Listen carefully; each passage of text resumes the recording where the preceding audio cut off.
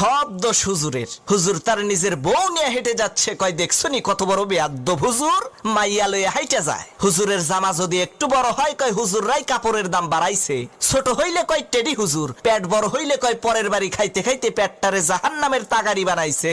চিকন চাকন শুকনা হইলে কয় মাদ্রাসায় পড়ে লাভ কি, এরা তো খাইতেও পারে না।